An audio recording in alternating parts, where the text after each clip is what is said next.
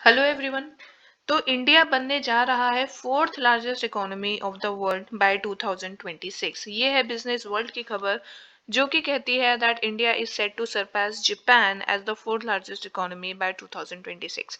आज के समय पे दोस्तों जापान फोर्थ पोजीशन पे है और इंडिया फिफ्थ पोजीशन पे है। कुछ ही टाइम पहले उसने यूके को पछाड़ दिया था जो कि सिक्स्थ पोजीशन पे है फिफ्थ पोजीशन पे आने के लिए, और अब ये जापान को भी पछाड़ने वाला है फोर्थ पोजीशन पे आने के लिए। पीएचडी सीसीआई ने बोला है that India is to become fourth largest global economy by 2026। इसका जीडीपी ग्रोथ रहेगा 6.8% in financial year 2024 and 7.7% in financial year 2026। यानी कि इस ग्रोथ रेट के साथ India fourth largest global economy बनेगा।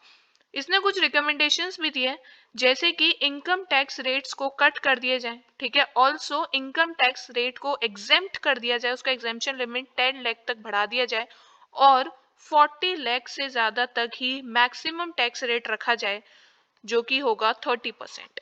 ठीक है, तो ये कुछ रिकमेंडेशंस दिए हैं इन्वेस्टमेंट इंक्रीज करने के लिए, ट्रेड एफिशिएंसी इंक्रीज करने के लिए। उन्होंने बोला है कि जो पार्टनरशिप पे टैक्सेस रखते हैं उनको भी कट कर दिया जाए।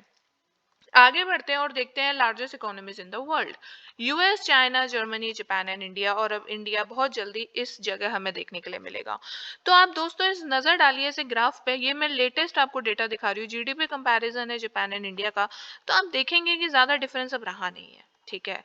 कुछ ही समय पे जिस तरीके से हम अपने इनिशिएटिव्स को पूरा करते जा रहे हैं, जीडीपी ग्रोथ हमारी इंक्रीज होती जा रही है, हम बहुत जल्दी इस गैप को कंप्लीट कर लेंगे और इनफैक्ट इससे आगे भी निकल जाएंगे।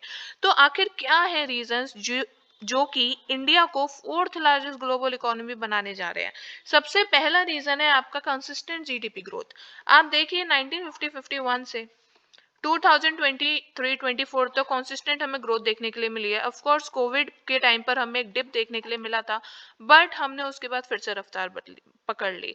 अगर मैं आपको एक डेटा प्रोवाइड करूं और हम 2011-12 को अगर बेस ईयर लेके चले तो 1950 से 2023-24 तक हमने ऑलमोस्ट 35% का जीडीपी ग्रोथ विटनेस किया है।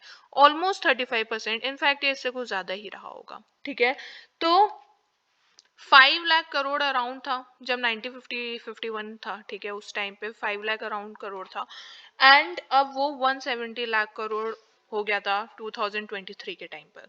तो आप देख सकते हैं कि लगातार जीडीपी ग्रोथ हुआ है। Also India is the fastest growing economy in the world with the rate of 7.2%। Second important reason है demographic dividend and expanding middle class. आपको पता होगा इंडिया में यूथ पॉपुलेशन ज्यादा है, जापान में ओल्ड पॉपुलेशन ज्यादा है। इंडिया का जो यूथ पॉपुलेशन है अब इंक्रीज हो रहा है, फिर हमें डेफिनेटली विद टाइम टिप देखने के लिए मिलेगा, दैट इज क्वाइट नेचुरल। तो इंडिया का जो मीडियन एज है, ठीक है, वो सिर्फ 28 साल का है। तो इससे क्या होता है, हमें लार्ज प्रोडक्टिव वर्कफोर्स देखने के लिए मिलता है जो कि डाइवर्स इकोनॉमिक एक्टिविटीज को सपोर्ट करते हैं, ठीक है। ऑल्सो अगर हम एक लाइफ एक्सपेक्टेंसी की बात करें, लाइफ एक्सपेक्टेंसी यानी कि ऑन एन एवरेज एक पर्सन कितने समय तक जीता है, तो लाइफ एक्सपेक्टेंसी भी इंक्रीज हुई है। हमारा पॉपुलेशन ग्रोथ रेट जो है, जिस रेट से पॉपुलेशन ग्रो हुई है वो डिक्रीज हुआ है, ऑफ कोर्स, विच जो कि होना चाहिए था फॉर द हेल्दी इकोनॉमी। लेकिन हमारा लाइफ एक्सपेक्टेंसी इंक्रीज हो गया है, ठीक है। 1960 की अगर मैं बात करूं तो लाइफ एक्सपेक्टेंसी ओनली 45 ईयर्स था, ओनली 45 ईयर। लेकिन आज के समय पे वो करीब करीब 70 ईयर्स है, ठीक है। ये कोविड के बाद थोड़ा सा कम हो गया है बट अराउंड इट 70 ईयर्स। तो you can see the difference, you can very well see it, right. उसके अलावा सेकंड जो और इम्पोर्टेंट फैक्टर है वो है middle class, expanding middle class in India. Middle class दोस्तों किसी भी इकोनॉमी को ग्रो करने के लिए बहुत इंपॉर्टेंट रोल प्ले करती है। ये सबसे ज्यादा एरिया कवर करते हैं of the productive workforce. Literacy level increase हो गया है, आपको पता होगा। लिटरेसी लेवल इंडिपेंडेंस के टाइम से लेकर आज तक बहुत इंक्रीज हुआ है। अगर मैं आपको एक डेटा प्रोवाइड करूं तो 1981 में it was around 41% only, only लिखना चाहिए इधर। एंड 2022 में it rose to up to 76%। तो वी हैव एन आइडिया कि ये 75% से ज्यादा तक का अभी तक हमारा लिटरेसी रेट चल रहा है, और जो कि डेफिनेटली आगे आने वाले समय में बढ़ेगा जिस तरीके से एजुकेशन में रिफॉर्म्स लाए जा रहे हैं, ठीक है। तो मिडिल क्लास सबसे ज्यादा कंट्रीब्यूट करता है इकोनॉमी में, ये इकोनॉमी को डाइवर्स बनाते हैं, आप देखते होंगे बहुत सारे हाउस होल्ड बिजनेसेस हैं जो कि वर्क करते हैं और इकोनॉमी में पैसे लाते हैं, जिसकी वजह से ऑफकोर्स जीडीपी ग्रोथ होता है।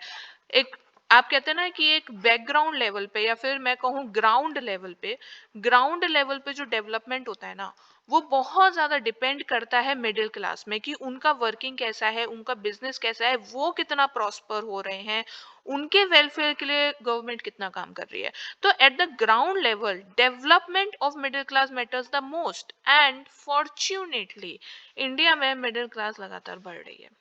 ठीक है, पॉपुलेशन ग्रोथ तो हमने देखा ही है, बट उसमें middle class is also growing, youth population strong है, मिडिल क्लास हमें मिल गई, मीडियन एज सिर्फ 28 साल है, और अभी बहुत साल है जब हमारा ओल्ड पॉपुलेशन वाला फेज आएगा। ठीक है, तो these factors have contributed immensely to the GDP growth of India।